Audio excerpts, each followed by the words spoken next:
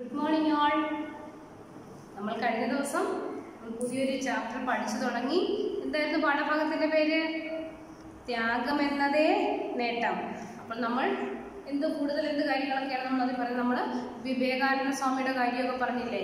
എല്ലാവർക്കും ഓർമ്മയുണ്ടോ? ഓർത്തിരിക്കുന്നില്ലയോ എല്ലാവരും? എന്നിട്ട് എന്താണ് ഇദ്ദേഹത്തിന്റെ കാര്യങ്ങൾ എന്താണ്? ഒരുപാട് നല്ല കുറേ കാര്യങ്ങൾ നമ്മൾ കേട്ടു പഠിച്ചു. എന്നിട്ട് നമ്മൾ പാഠഭാഗത്തിലേക്ക് കടന്നു. അപ്പോൾ ആ പാഠഭാഗം എങ്ങനെയാണ്? ആരുടെ കഥയാണ് ഇതിൽ പറയുന്നത്? പാപഹാരി ബാബയുടെ അദ്ദേഹത്തിന്റെ ഒരു കഥയാണ് പറയുന്നത്. ഇപ്പോഴെന്താണ് നമ്മുടെ ഇന്ത്യയുടെ ആ ഒരു ഭാരതത്തിന്റെ സംസ്കാരമെല്ലാം എടുത്തുയർത്തി കാണിക്കാൻ പറ്റുന്ന രീതിയിലുള്ള ഒരു കഥാഭാഗമാണിത്. എന്താണ് ഇദ്ദേഹത്തിന്റെ കാര്യം? എന്താണ് മറ്റുള്ളവരെ ആരെ ശല്യപ്പെടുത്താതെ ഒരു ഗുഹയിൽ തപസ് ചെയ്യുന്നതാണ്. അദ്ദേഹം കൂടുതൽ സമയം തപസ് ചെയ്യുകയായിരുന്നു. അതൊക്കെ ഓർമ്മയുണ്ടല്ലോ നിങ്ങൾക്ക്? എന്താണ് തപസ് ചെയ്യാൻ കൂടുതലായിട്ട് ഏകാന്തത ഇഷ്ടപ്പെടുന്ന വ്യക്തിയായിരുന്നു. ഏകാന്തത. അപ്പോൾ മറ്റൊരാളുടെ ശല്യമില്ലാതെ എല്ലാ സമയത്തും നമുക്ക് ഒരുപാട് നേരം ധ്യാനം ചെയ്യാൻ പറ്റുന്നുണ്ട്. നമ്മൾ കഴിഞ്ഞ ദിവസം പറഞ്ഞു തന്നിട്ടുണ്ട്. നമ്മുടെ ഭാരതീയ സംസ്കാരത്തിൽ ഒരുപാട് മുനിമാരും ഋഷിമാരും എല്ലാവരും ഉണ്ടായിരുന്നു. അപ്പോൾ അവർ കൂടുതലും എന്താണ് ഭാരതീയ ഋഷിമാര് തന്റേതെന്നും പറഞ്ഞിട്ട് ഒരു സാധനങ്ങളും കൊണ്ടുചെന്ന് ശേഖരിച്ചു വെക്കത്തില്ല. ഒന്നും അവര് കൂട്ടിവെക്കുന്ന ശീലം അവർക്ക് ഇല്ലായിരുന്നു. അപ്പോൾ അവരെ സംബന്ധിച്ച് എന്താണ്, നമ്മൾ ധരിക്കുന്ന ഒരു വസ്ത്രം പോലും, നമ്മളുടെ ആ ഒരു ഡ്രസ്സ് പോലും ആഡംബരമായിട്ടായിരുന്നു ആ ഒരു ഋഷിമാര് കണ്ടിരുന്നത്. അപ്പോൾ അവർക്ക് ഒരുപാട് ഡ്രസ്സുകൾ അവർക്ക് വേണ്ടിയൊന്നും ആവശ്യമില്ല. ആഹാരവും വെള്ളവും ആണെങ്കിൽ തന്നെ ഞാൻ കഴിഞ്ഞ ദിവസം പറഞ്ഞതാണത്. നമുക്ക് 2 ദിവസം കൊണ്ട് കഴിച്ചില്ലെങ്കിലും ഒരു വിഷയം ഒരു പ്രശ്നം വരാത്തണക്കുള്ള ആരോഗ്യ ദൃഢഗാത്രരായിരുന്നു നമ്മളെ പണ്ടത്തെ മുനിമാരൊക്കെ. ഇപ്പോഴും ഉണ്ട്, ഒരുപാട് പേരുണ്ട് ഇപ്പോഴും അങ്ങനെ തപസ്സനുഷ്ഠിക്കുന്നതൊക്കെ ഒരുപാട് ഉണ്ട്. അപ്പോൾ നമ്മൾ ഇതിനകത്ത് പറഞ്ഞിരിക്കുന്നത് പാപഹാരി ബാബയെ പറ്റിയാണ്. പാപഹാരി ബാബ. അപ്പോൾ നമുക്ക് ബാക്കി പാഠഭാഗത്തിലേക്ക് വരാം. ശ്രദ്ധിക്കണേ, നന്നായിട്ട് വായിച്ച് പഠിക്കണം, മിടുക്കരായിട്ട് പഠിക്കണം. ഉത്തമ മുനിമാരെ പോലെ ബാബ അഹിംസയെ പരമമായ ധർമ്മമായി കണ്ടു. അദ്ദേഹം പുല്ലിനെയും പുഴുവിനെയും മനുഷ്യനെയും സമഭാവനയോടെ വീക്ഷിക്കുകയും സർവചരാചരങ്ങൾക്കും നന്മയുണ്ടാകണമെന്ന് ആത്മാർത്ഥമായി പ്രാർത്ഥിക്കുകയും ചെയ്തിരുന്നു. അതുകൊണ്ട് തന്നെ മനുഷ്യനെയും മൃഗത്തെയും സംബോധന ചെയ്തിരുന്നത് എന്റെ നാഥ എന്നാണ്. അപ്പോഴെന്താണ്? ഉത്തമ മുനിമാരെ പോലെ ബാബ അഹിംസയെ പരമമായ ധർമ്മമായി കണ്ടു. അഹിംസ എന്ന് വെച്ചാൽ എന്തോട്? അഹിംസ എന്നാൽ നമ്മൾ അഹിംസ എന്നോട് ഉദ്ദേശിക്കുന്നത് അഹിംസ. ഇത് നോക്കിക്കേ, നമ്മളൊന്ന് വെട്ടിക്കളയാം. ഹിംസിക്കുക എന്ന് വെച്ചാൽ കൊല്ലുക, വധിക്കുക. ഹിംസിക്കുക, വധിക്കുക. അപ്പോൾ അഹിംസ എന്ന് പറയുന്നത് എന്താണ്? ഒന്നിനെയും കൊല്ലരുത്. കണ്ടോ? ഹിംസിക്കരുത്, ഒന്നിനെയും കൊല്ലരുത്. ഒന്നിനെയും കൊല്ലാതെ ഒരു ഹിംസിക്കാൻ മനസ്സിലായോ? പൊതുവെ നമ്മൾ എന്താണ് ഹിംസിക്കുന്നത്? എന്തിനാണ് നമ്മൾ ഹിംസിക്കുന്നത് വെച്ചാൽ നമ്മുടെ വീട്ടിൽ കറി വെക്കാൻ വാങ്ങിക്കുന്ന ചിക്കനെ വരെ നമ്മൾ കൊന്നിട്ടാണ് വാങ്ങിക്കൊണ്ട് വരുന്നത്, അല്ലയോ? അപ്പോഴെന്താണ് ആ അഹിംസ? ഇദ്ദേഹം എന്താണ്? ഉത്തമമായ മുനിമാരെ പോലെ ബാബ അഹിംസയെ പരമമായ ധർമ്മമായി കണ്ടു.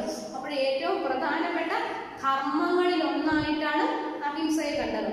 എന്താണ്? മറ്റു ജീവികളെ ഒന്നും കൊല്ലരുത് എന്ന് അദ്ദേഹം ഒരു പരമ ഉത്തമനായിട്ടുള്ള ഒരു മുനിയാണ്. അതുകൊണ്ടാണ് ഒന്നിനെയും കൊല്ലരുത് എന്ന് അദ്ദേഹം ആ ഒരു ധർമ്മമായിട്ട് കണ്ടു. അപ്പോൾ ഒന്നിനെയും അദ്ദേഹം നമ്മൾ പറഞ്ഞു കേട്ടില്ല, നമ്മൾ അറിഞ്ഞുകൊണ്ട് ഒരു ഉറുമ്പിനെ പോലും കൊല്ലാത്തതെന്നൊന്നും പറയത്തില്ലേ? അതുപോലെ അദ്ദേഹം ഒരു പരമമായ ധർമ്മമായിട്ടാണ് ഈ അഹിംസയെ കണ്ടത്. അദ്ദേഹം പുല്ലിനെയും പുഴുവിനെയും മനുഷ്യനെയും സമഭാവനയോടെ വീക്ഷിക്കുകയും സർവചരാചരങ്ങൾക്കും നന്മയുണ്ടാകണമെന്ന് ആത്മാർത്ഥമായി പ്രാർത്ഥിക്കുകയും ചെയ്തിരുന്നു. അപ്പോഴെന്താണ്? അദ്ദേഹം ഒരു ജീവികളെയും കൊന്നിരുന്നില്ല എന്ന് മാത്രമല്ല, പുല്ലിനെയും പുഴുവിനെയും മനുഷ്യനെയും സമഭാവനയോടെ വീക്ഷിക്കുകയും. എന്തൊക്കെയാണ്? പുല്ലിനെയും പുഴുവിനെയും മനുഷ്യനെയും. അപ്പോഴെന്താണ്? ഭൂമിയിലുള്ള ജീവജാലങ്ങളാണ് ഇതെല്ലാം. ഭൂമിയുടെ നമ്മൾ ഉറുമ്പ് പറഞ്ഞിട്ടുള്ള ഉറുമ്പല്ല, നമ്മുടെ ബഷീർ പറഞ്ഞിട്ടുള്ള എല്ലാം ഭൂമിയുടെ അവകാശികളാണ്. ഇവരെല്ലാവരും എന്തൊക്കെയാണ്? പുല്ലുണ്ട്, പുഴുക്കളുണ്ട്, മനുഷ്യരുണ്ട്, മറ്റു മൃഗങ്ങളുണ്ട്. എല്ലാവരും ഭൂമിയുടെ അവകാശികളാണെന്ന് ആരെ പറഞ്ഞിട്ടുണ്ട്? നമ്മുടെ ബഷീർ പറഞ്ഞിട്ടുണ്ട്, വൈക്കം മുഹമ്മദ് ബഷീർ. ഓക്കെ. അതുപോലെ ഇദ്ദേഹം എല്ലാവരെയും, പുല്ലിനെയും പുഴുവിനെയും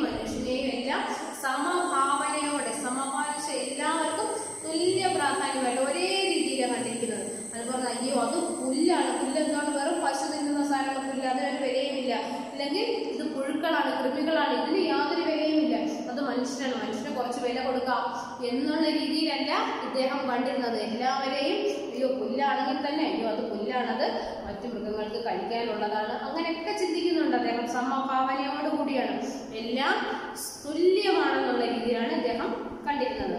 ഈ സർവ്വചരാചരങ്ങൾക്കും നന്മയുണ്ടാകണമെന്ന് ആത്മാർത്ഥമായി പ്രാർത്ഥിക്കുകയും ചെയ്തിരുന്നു. അവിടെ എല്ലാവരെയും ഒരേപോലെ കണ്ടിരുന്നു എന്ന് മാത്രമല്ല, എല്ലാവർക്കും നന്മയുണ്ടാകണമെന്ന് ആത്മാർത്ഥമായി പ്രാർത്ഥിക്കുകയും ചെയ്തിരുന്നു. അതുകൊണ്ട് തന്നെ മനുഷ്യനെയും മൃഗത്തെയും സംബോധന ചെയ്തിരുന്നത് എൻ്റെ നാഥ എന്നാണ്. ഇപ്പോഴെന്താണ് ആ മനുഷ്യരെയും മൃഗങ്ങളെയും എല്ലാം സംബോധന ചെയ്തിരുന്നത്? അഭിസംബോധന ചെയ്യുക എന്ന് വെച്ചാൽ എന്താണോ സംബോധന. നമ്മൾ ഒരാളെ ഇപ്പൊ നിങ്ങളുടെ ടീച്ചറിനെ നിങ്ങൾ മാഡം എന്നല്ലേ വിളിക്കുന്നത്, അപ്പോഴെന്താണ് സംബോധന ചെയ്യുന്നതാണ് മാഡം എന്ന്. നിങ്ങളുടെ അമ്മയെ നിങ്ങൾ വീട്ടിൽ എന്താ വിളിക്കും? അമ്മയെന്ന് വിളിക്കുന്നവരുണ്ട്, മമ്മീന്ന് വിളിക്കുന്നവരുണ്ട് അല്ലേ? അപ്പോൾ നിങ്ങൾ സംബോധന ചെയ്യുകയാണ് അവരെ. അപ്പോൾ നമ്മൾ ഒരാളെ ബഹുമാനത്തോടു കൂടിയാണ് സംബോധന ചെയ്യണം എപ്പോഴും. നിങ്ങളുടെ ക്ലാസ്സിലിരിക്കുന്നതാ നിങ്ങളുടെ അടുത്തിരിക്കുന്ന കൂട്ടുകാരനെ നിങ്ങൾ എന്ത് ചെയ്യും? ബഹുമാനത്തോടു കൂടി എടാ കൊടാ ഒന്നും വിളിക്കില്ല കേട്ടോ. അത് ബഹുമാനത്തോടു കൂടി വിളിക്കുന്ന കാര്യമല്ല. എപ്പോഴും പേര് പറഞ്ഞു വേണം വിളിക്കാൻ. പേര് പറഞ്ഞു വിളിക്കുന്നത് എന്താ? നിങ്ങൾ എല്ലാവരും സമപ്രായക്കാരാണ്, ഒരേ പ്രായത്തിൽപ്പെട്ട കുട്ടികളാണ് നമ്മൾ ഒരു ക്ലാസ്സിൽ ഇരിക്കുന്നത്. അപ്പോൾ എല്ലാവരും സമപ്രായക്കാരാണ്, സമപ്രായം, ഒരേ പ്രായത്തിലുള്ള ആൾക്കാർ. അപ്പോൾ ഒരേ പ്രായത്തിലുള്ള ആൾക്കാർ തമ്മിൽ എപ്പോഴും പേര് വിളിക്കുന്നതുകൊണ്ട് ദോഷമില്ല. പേര് വിളിക്കുന്ന ദോഷമില്ല എന്നല്ല, പേര് വേണം വിളിക്കാൻ. അതേസമയം ഇപ്പം നിങ്ങളുടെ അടുത്ത ക്ലാസ്സിലെ സീനിയേഴ്സ് ക്ലാസ്സിൽ 8ാം ക്ലാസ്സിലെ കുട്ടികളെയാണെങ്കിലോ നിങ്ങൾ ചേട്ടാന്നോ ചേച്ചിന്നോ ഒക്കെ വിളിക്കണം, അല്ലാതെ അവരെ പേര് പറഞ്ഞ് വിളിക്കരുത് കണ്ടോ. മറ്റുള്ളവരെ എപ്പോഴും ബഹുമാനം, നമ്മളുടെ ഒരു ബഹുമാനം ഏറ്റവും പെട്ടെന്ന് എടുത്തറിയുന്നത് എന്താണ്? നമ്മുടെ ഒരു പെരുമാറ്റം കൊണ്ടാണ് നമുക്ക് മറ്റുള്ളവരോടുള്ള ഒരു ബഹുമാനം എടുത്തറിയാൻ പറ്റുന്നത്. ആ ഒരു പെരുമാറ്റം കൊണ്ടാണ്. അപ്പോൾ ആ ഒരു പെരുമാറ്റത്തിൽ ആദ്യം നമ്മളുടെ സംസാരമായിരിക്കണം, നമ്മളുടെ വിനയമായിരിക്കണം നമ്മളെ മുന്നിൽ നിർത്തേണ്ടത് കേട്ടോ. നമ്മൾക്ക് നല്ല വിനയത്തോടു കൂടിയും നല്ല ബഹുമാനത്തോടു കൂടിയും വേണം നമ്മളുടെ പ്രായത്തിൽ മൂത്ത ആൾക്കാരെ ബഹുമാനിക്കുകയും പെരുമാറുകയും ചെയ്യാൻ. എന്നാലേ നല്ല കുട്ടികളാവുള്ളൂ. ഇതെല്ലാം നമ്മൾ പണ്ട് മുതലേ നമ്മുടെ ഭാരതീയ സംസ്കാരത്തിന്റെ ഭാഗമാണ് ഇതെല്ലാം കേട്ടോ. അപ്പോൾ നിങ്ങൾ പ്രായത്തിൽ മൂത്ത ആൾക്കാരെ കയറി എടാ പൊടി എടി പൊടി എന്നൊന്നും വിളിക്കരുത്.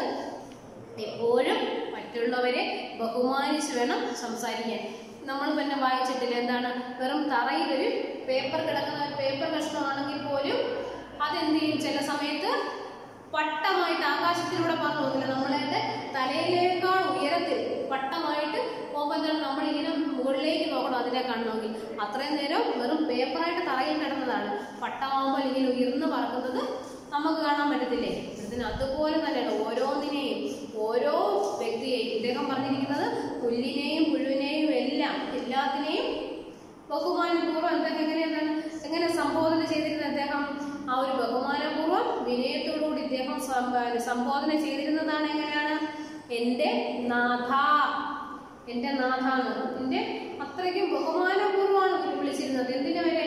ഒരു പുഴുവിനെ വരെ അദ്ദേഹം വിളിച്ചിരുന്നത് എൻ്റെ നാഥ എന്നാണ് അദ്ദേഹം സംബോധന ചെയ്തിരുന്നത്. അവിടെ എപ്പോഴും എല്ലാവരും പെരുമാറ്റവും വിനയത്തോടു കൂടിയുള്ള പെരുമാറ്റം എല്ലാവരും ശ്രദ്ധിക്കണം കേട്ടോ. അതൊരു ശീലമാക്കണം. നോക്കിയേ, ഇപ്രകാരം പരമസാത്വികനായി കഴിഞ്ഞുകൂടുന്ന കാലത്ത് ഒരു ദിവസം ഒരു കള്ളൻ അതുവഴി വന്നു. വിലയേറിയ വസ്തുക്കളൊന്നും അവൻ കണ്ടില്ല. അവൻ യോഗിയുടെ ഒരു മൺചട്ടി കൈക്കലാക്കി. തൻ്റെ മൺചട്ടികളിൽ ഒന്നെടുത്തുകൊണ്ട് കള്ളൻ കടന്നു കളയുകയാണെന്ന് മനസ്സിലാക്കി അദ്ദേഹം അവൻ്റെ പിന്നാലെ പാഞ്ഞു. കള്ളനാകട്ടെ പിടികൊടുക്കാതെ വേഗത്തിലോടി. ഒടുവിൽ കിതച്ചു പോയത് കള്ളനാണ്. യോഗി അവനെ മറികടന്ന് മുന്നിലെത്തി. അപ്പോഴെന്താണ്? അപ്പോൾ നമ്മളുടെ ബാബാരി ഒരു ഗുഹയിൽ താമസിക്കുകയായിരുന്നു. അദ്ദേഹത്തിന് എന്തായിരുന്നു സമ്പാദ്യമായിട്ട് എന്താണ് ഉണ്ടായിരുന്നത്? 2 മൺചട്ടികളാണ് അദ്ദേഹത്തിന്റെ സ്വന്തമായിട്ടുണ്ടായിരുന്നത്. ആകെ ഉള്ളൂ 2 മൺചട്ടികൾ. അപ്പോഴെന്ത് ചെയ്തു? അദ്ദേഹം പരമസാത്വികനായിട്ട് കഴിഞ്ഞുകൂടുന്ന ഒരു ദിവസം ഒരു കള്ളൻ അതുവഴി വന്നു. ഇപ്രകാരം പരമസാത്വികനായി കഴിഞ്ഞുകൂടുന്ന കാലത്ത് ഒരു ദിവസം ഒരു കള്ളൻ അതുവഴി വന്നു. വിലയേറിയ വസ്തുക്കളൊന്നും അവൻ കണ്ടില്ല. എന്താണ് വിലയേറിയ വസ്തുക്കളൊന്നും അവൻ കണ്ടില്ല? അവിടെ എന്താ കാണാഞ്ഞത്? വിലയേറിയ വസ്തുക്കൾ എന്താ കാണാഞ്ഞത്? അവിടെ വിലയേറിയ വസ്തുക്കളൊന്നും ഇല്ലായിരുന്നു. അവിടെ ആകെ ഉണ്ടായിരുന്നത് എന്ത് മാത്രമാണ്? 2 മൺചട്ടികൾ മാത്രമാണ് അവിടെ ആകെ ഉണ്ടായിരുന്നത്. അവൻ യോഗിയുടെ ഒരു മൺചട്ടി കൈക്കലാക്കി. അവൻ എന്ത് ചെയ്തു? ഈ വന്ന കള്ളൻ യോഗിയുടെ ഒരു മൺചട്ടി കൈക്കലാക്കി. ഒരു മൺചട്ടി എടുത്തു. തന്റെ മൺചട്ടികളിൽ ഒന്നെടുത്തുകൊണ്ട് കള്ളൻ കടന്നു കളയുകയാണെന്ന് മനസ്സിലാക്കിയ അദ്ദേഹം അവന് പിന്നാലെ പാഞ്ഞു. അപ്പോൾ അദ്ദേഹം ആ ഗുഹയിൽ തന്നെ ഉണ്ട്, അദ്ദേഹം അവിടെ തന്നെ ഉണ്ട്. അവിടെ അദ്ദേഹം ഉണ്ടായിരുന്ന സമയത്താണ് കള്ളൻ അകത്ത് കയറുകയും കള്ളൻ നോക്കി വിലപിടിപ്പുള്ള എന്തുണ്ടെന്ന് ഇങ്ങനെ നോക്കി കഴിഞ്ഞപ്പോഴത്തേന് അവിടെ എന്തുണ്ട്? ഒന്നുമില്ല, ആകെ 2 മൺചട്ടി മാത്രമേ ഉള്ളൂ. അപ്പൊ അതിൽ നിന്നും ഒരെണ്ണം എടുത്ത് കടന്നു കളയാൻ തുടങ്ങുന്നു. അപ്പോൾ അത് ആര് കണ്ടു? നമ്മുടെ ഹരി ബാബ കണ്ടു. തന്റെ മൺചട്ടികളിൽ ഒന്നെടുത്തുകൊണ്ട് കള്ളൻ കടന്നു കളയുകയാണെന്ന് മനസ്സിലാക്കിയ അദ്ദേഹം അവന്റെ പിന്നാലെ പാഞ്ഞു. കള്ളനാകട്ടെ പിടികൊടുക്കാതെ വേഗത്തിലോടി. കള്ളൻ എന്ത് ചെയ്തു? പിടികൊടുക്കാതെ വേഗത്തിലോടി. കള്ളൻ മോഷ്ടിക്കുമ്പോഴെന്താണ്? പൊതുവെ നമ്മള് അയ്യോ ഞാനത് എടുത്തോണ്ട് പോട്ടെ, അടിച്ചോണ്ട് പോകാൻ വന്നേന്നൊന്നും പറയത്തില്ല. കൈ കിട്ടുന്ന തക്കത്തിന് എടുത്തോണ്ട് വലിയുകയാണ് ചെയ്യുന്നത്, അല്ലേ? അപ്പോഴതുപോലെ ഇദ്ദേഹം ആ കള്ളൻ പാഞ്ഞു വന്നു. എല്ലായിടും നോക്കി എന്തുണ്ട് എടുത്തോണ്ട് വന്നത്? 2 മൺചട്ടി മാത്രമുണ്ട്. എന്നിട്ടും കള്ളൻ വിട്ടില്ല. അതിൽ ഒരു ചട്ടിയും എടുത്തുകൊണ്ട് കള്ളൻ ഓടി. അപ്പോഴെന്ത് ചെയ്തു? ഇദ്ദേഹം എന്ത് ചെയ്തു? നമ്മുടെ ഹരി ബാബ എന്ത് ചെയ്തു? അദ്ദേഹം കള്ളന് പിന്നാലെ പാഞ്ഞു. കള്ളന്റെ പുറകെ ഹരി ബാബ ഓടി. കള്ളനാകട്ടെ പിടി കൊടുക്കാതെ വേഗത്തിലോടി. അന്നേരം ഓട്ട മത്സരം കണക്ക് നടന്നു അവിടെ. എന്താണ്? മോഷ്ടിച്ച് മൺചട്ടി കൊണ്ട് കള്ളൻ ഓടിപ്പോവുക. അതിന്റെ പുറകെ ബാബ ഓടിപ്പോകുന്നു. ആരാണ് ജയിച്ചത്? ബാബ പുറകെ വരുന്നത്. കള്ളൻ തിരിഞ്ഞു നോക്കിയപ്പോൾ കണ്ടു ബാബ വരുന്നത്. അന്നേരം എന്ത് സംഭവിച്ചു? ഭയങ്കര സ്പീഡിലൂടി, അതിനെക്കാട്ടി സ്പീഡിലൂടി. നമ്മുടെ ഓട്ട മത്സരം കളിക്കത്തില്ല, നമ്മളൊക്കെ അടിച്ചിട്ട് ഓടയൊക്കെ ചെയ്യത്തില്ല, ഇതുപോലെയല്ലേ? പിടിക്കാൻ വരുമ്പോൾ അതിനേക്കാൾ വേഗത്തിലോടും. അതുപോലെയാണ് കള്ളനും അതുപോലെ വേഗത്തിൽ ഓടുകയായിരുന്നു. അപ്പോഴെന്ത് ചെയ്തു? കള്ളന് പിടികൊടുക്കാതെ വേഗത്തിലോടി. ഒടുവിൽ കിതച്ചു പോയത് കള്ളനാണ്. ഓടി ഓടി ഓടി കള്ളൻ തളർന്നു. കള്ളൻ ക്ഷീണിച്ചു പോയി. യോഗി അവനെ മറികടന്ന് മുന്നിലെത്തി. കേട്ടോ, യോഗിയാണ് ഇദ്ദേഹം. യോഗിയാണെന്ന് വെച്ചാൽ ഞാൻ പറഞ്ഞില്ലേ, എത്ര ദിവസം വേണമെങ്കിലും ആഹാരം കഴിക്കാതെ വെള്ളം കുടിക്കാതെ തപസ് ചെയ്യുന്ന മുനിയാണ് അദ്ദേഹം. ഉണ്ട് അത്രത്തോളം. അപ്പൊ നമ്മൾ പറയത്തില്ലേ നല്ല ആഹാരം കഴിച്ചാൽ മാത്രമേ ആരോഗ്യം കാണത്തുള്ളൂ എന്നൊക്കെ? അതൊക്കെ ചുമ്മാ പറയുന്നത് കേട്ടോ. നമ്മുടെ യോഗിയാണെങ്കിൽ കണ്ടോ, ആഹാരവും വെള്ളവും ഇല്ലെങ്കിൽ പോലും അദ്ദേഹം നല്ല ആരോഗ്യകാത്രനായിരുന്നു. നല്ല ആരോഗ്യമുള്ള ശരീരമായിരുന്നു അദ്ദേഹത്തിൻ്റെത്. അദ്ദേഹം കൂടുതൽ നേരവും ധ്യാനത്തിലിരിക്കുക, ഒരുപാട് യോഗ കാര്യങ്ങളൊക്കെ അറിയാമെങ്കിൽ അദ്ദേഹത്തിന് നല്ല ആരോഗ്യമുണ്ടായിരുന്നു. അതുകൊണ്ടാണ് ഈ കള്ളനെ തോൽപ്പിക്കാൻ പറ്റുന്നത്. കള്ളൻ എന്ന് വെച്ചാൽ നിസ്സാരക്കാരനായിരിക്കത്തില്ലല്ലോ, എപ്പോഴും ഓടി രക്ഷപ്പെടാൻ അതൊരു കഴിവുള്ള ആളാണല്ലോ കള്ളൻ. എന്നിരുന്നിട്ട് കൂടി അദ്ദേഹം എന്ത് ചെയ്തു? അദ്ദേഹത്തിനെ തോൽപ്പിക്കാൻ, ഈ കള്ളനെ തോൽപ്പിക്കാൻ ആർക്ക് പറ്റി? നമ്മുടെ ബാബയ്ക്ക് പറ്റി. തോൽപ്പിച്ച് അദ്ദേഹം കള്ളന്റെ മുന്നിലെത്തി. ഭയന്നു നിന്ന കള്ളന്റെ മുന്നിൽ സാഷ്ടാംഗം നമിച്ചുകൊണ്ട് എന്ത് ചെയ്തു? കള്ളൻ പേടിച്ചു. ദൈവമേ, ഞാൻ മോഷ്ടിക്കപ്പെട്ട എന്റെ മോഷണമതിൽ തൊണ്ടി സഹിതം പിടിച്ചേക്കുവാണ്. എന്താണ് തൊണ്ടി എന്നൊക്കെ? എന്താണ് ആ മോഷ്ടിച്ച വസ്തു? ആ തൊണ്ടി മുതൽ അതെന്തുവാണ്? മൺചട്ടി. ഒരു മൺചട്ടിയാണ്. മൺചട്ടി വരെ പിടിച്ചിരിക്കുകയാണ്.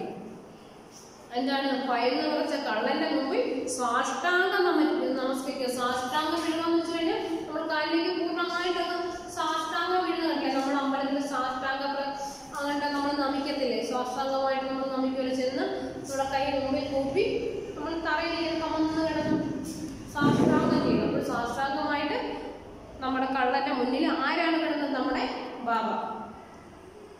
നമസ്കരിച്ചുകൊണ്ട് പറയണം, എന്റെ നാഥ, അങ്ങ് എന്റെ താപസ്ഥാനത്ത് വന്നത് തീർച്ചയായും ഭാഗ്യമാണ്. എന്താണ്?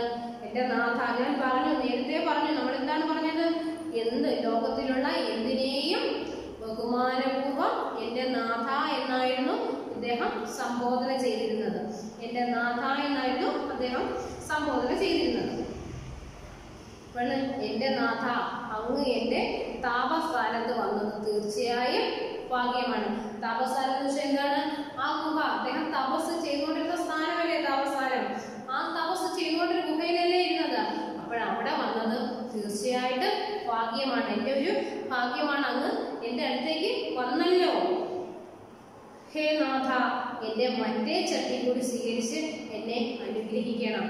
എന്താണ് പറയുന്നത്? അദ്ദേഹം ചെന്ന് സാഷ്ടാംഗം വീണിട്ട് പറയുകയാണ്, നാഥ, അങ്ങ് എന്റെ താപസ്ഥാനത്ത് വന്നത് മഹാഭാഗ്യമാണ്. അതുകൊണ്ട് ഹേ നാഥ, എൻ്റെ മറ്റേ ചട്ടി കൂടി സ്വീകരിച്ച് എന്നെ അനുഗ്രഹിക്കണം. ആകെ എത്ര ചട്ടികൾ ഉണ്ടായിരുന്നെന്ന് പറഞ്ഞത്? 2 മൺചട്ടികൾ. അപ്പോൾ അതിലൊന്നാണ് ഈ കള്ളൻ മോഷ്ടിച്ചു കൊണ്ടുപോയത്. ആ കള്ളൻ മോഷ്ടിച്ചു കൊണ്ടുപോകുന്ന കള്ളനെ പിന്തുടർന്ന് ആ കള്ളന്റെ കാലിൽ സാഷ്ടാംഗം നമസ്കരിച്ചിട്ട് ഇദ്ദേഹം പറയുന്നതാണ്, നാഥ അങ്ങ് വന്നത് തീർച്ചയായിട്ടും ഭാഗ്യമാണ്. എൻ്റെ മറ്റേ ചട്ടി കൂടി സ്വീകരിച്ച് എന്നെ അനുഗ്രഹിക്കണം. അപ്പോഴെന്താണ് അദ്ദേഹം അടുത്ത ചട്ടി കൂടി അദ്ദേഹത്തിന് ഈ കള്ളന് കൊടുക്കുകയാണ്. കൊടുത്ത് അതും കൂടി സ്വീകരിച്ചിട്ട് എന്നെ അനുഗ്രഹിക്കണം. അതും അവിടുത്തേത് തന്നെയാണ്. അതെന്താണ്?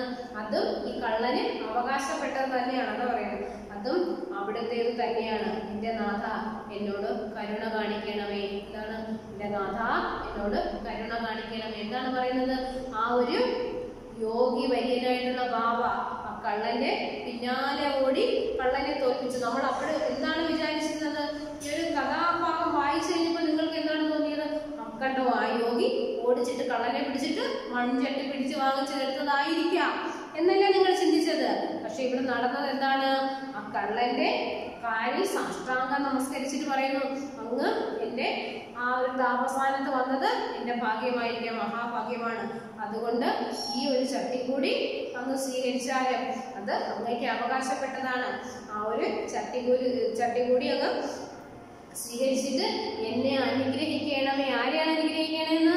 ഈ നമ്മുടെ ബാബയെ അനുഗ്രഹിക്കണമെന്ന്. ആരുടെ കാലിൽ സാഷ്ടാംഗം വീണിട്ടാണ് പറയുന്നത്? നമ്മുടെ കള്ളന്റെ കാലിൽ സാഷ്ടാംഗം വീണിട്ട് പറയണം, നാഥാ എന്നോട് കരുണ കാണിക്കണേ.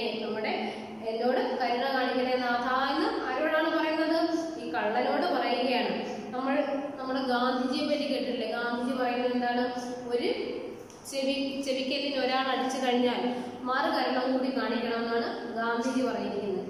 അല്ലേ? കേട്ടിട്ടുണ്ടോ നിങ്ങളത്? ഒരാൾ വന്ന് എന്തെങ്കിലും തെറ്റിയത് നമ്മളെ ചെവിക്കല്ലിന് ഒരു അടി തരുന്നു.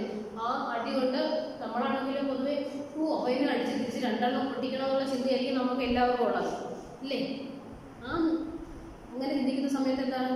അപ്പോൾ ഗാന്ധിജി എന്താ പറയുക? നമ്മുടെ ഒരു കവളിൽ ഒരാൾ അടിച്ചു കഴിഞ്ഞാൽ ഇപ്പുറം ഒരു കവളും കൂടി ഉണ്ടെന്ന് കാണിച്ചു കൊടുക്കണം അടിക്കാൻ വേണ്ടിയിട്ട്. അതല്ലേ പറഞ്ഞിരിക്കുന്നത് ഗാന്ധിജി? അതുപോലെ തന്നെയല്ലേ നമ്മുടെ ഭാരതീയ ഋഷിയായിട്ടുള്ള അദ്ദേഹം പറഞ്ഞത്? എന്താണ്? എൻ്റെ കയ്യിൽ 2 ചട്ടി ഉണ്ടായിരുന്നു, അദ്ദേഹം അങ്ങ് ഒരു ചട്ടിയെ എടുത്തുള്ളൂ, ഇതും കൂടി അങ്ങ് എടുത്തോളൂ, അങ്ങേക്ക് അവകാശപ്പെട്ടതാണ് എന്നല്ലേ പറഞ്ഞിരിക്കുന്നത്. കണ്ടോ, നമ്മുടെ ഭാരതീയ ഒരു സംസ്കാരത്തിന്റെ ഒരു പ്രത്യേകത കണ്ടോ? എത്ര മഹത്വരമാണ്, എത്ര ഉന്നതിയിൽ നിൽക്കുന്ന ഒരു സംസ്കാരമാണ് നമ്മുടെ ഭാരതീയ സംസ്കാരം. നമ്മൾക്കൊരിക്കലും ചിന്തിക്കാൻ പോലും, നിങ്ങളൊക്കെ കുട്ടികളാണ്, നിങ്ങൾക്കൊരിക്കലും നമുക്ക് ചിന്തിക്കാൻ പോലും പറ്റാത്ത ഒരു കാര്യമാണ് എന്ത്? ഒരു ആകെ ഉണ്ടായിരുന്ന 2 മൺചട്ടി നിങ്ങളാണെങ്കിൽ കൊടുക്കുവോ?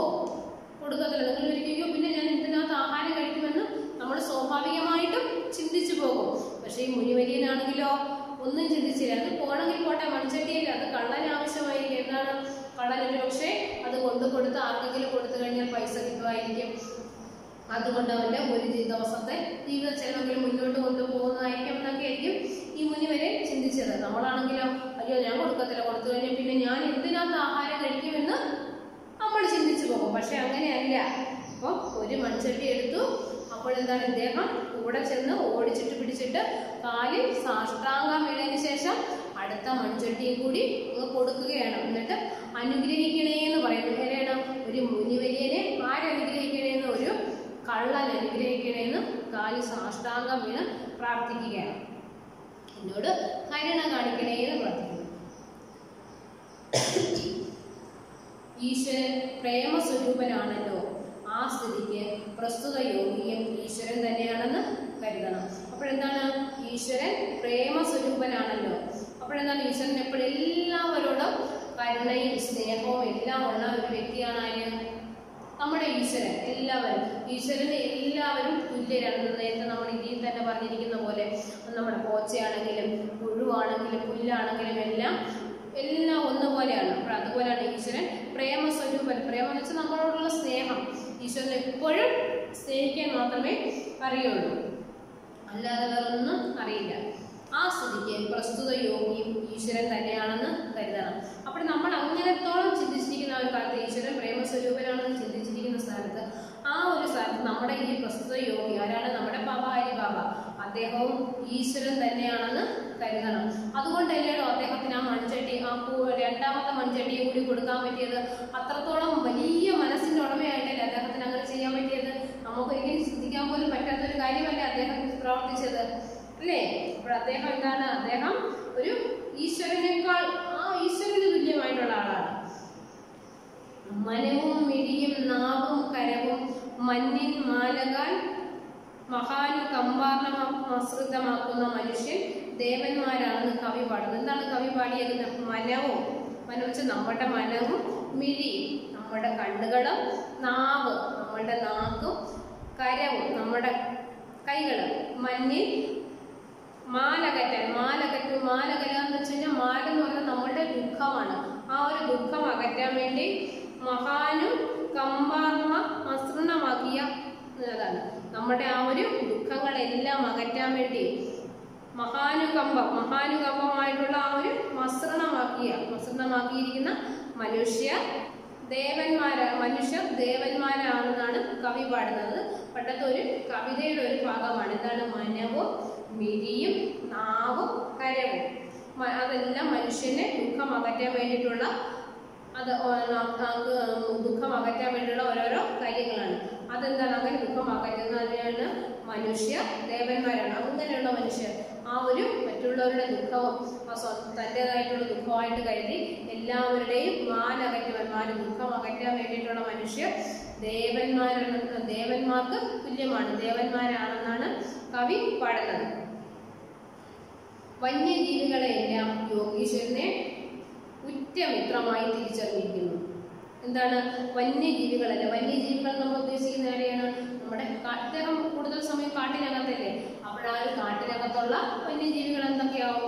ആര കാണും, സിംഹം കാണും, പുലി കാണും, അങ്ങനെ ഒരുപാട് കരടി കാണും, അങ്ങനെ ഒരുപാട് വന്യജീവികളുണ്ട്. വന്യജീവികൾ വനത്തിൽ മാത്രം ജീവിക്കുന്ന ജീവികൾ. അവരൊരിക്കലും നമ്മുടെ നാട്ടിലേക്ക് പൊതുവെ നാട്ടിലേക്ക് വരാറില്ല. പക്ഷെ ഇപ്പോൾ ഈ അടുത്തിടയ്ക്കുള്ള നമ്മുടെ TV ന്യൂസിലും പത്രങ്ങളിലൊക്കെ കാണുന്നുണ്ടെന്നാണ് പുലി ഇറങ്ങുന്നുണ്ട്. നമ്മുടെ ഈ അടുത്തുള്ള മാമ്പഴത്തറയിലും ആ ഒരു പ്രദേശത്തൊക്കെ പുലി ഇറങ്ങുന്നുണ്ട്. നമ്മുടെ കോട്ടയം കോന്നി ഭാഗങ്ങളിലൊക്കെ പുലി ഇറങ്ങുന്നുണ്ട്. പുലി ഇറങ്ങിയത് മനുഷ്യരെ കൊല്ലുന്നുണ്ട്, പിന്നെ നമ്മുടെ വളർത്തു മൃഗങ്ങളെ പിടിച്ച് കൊല്ലുന്നുണ്ട്.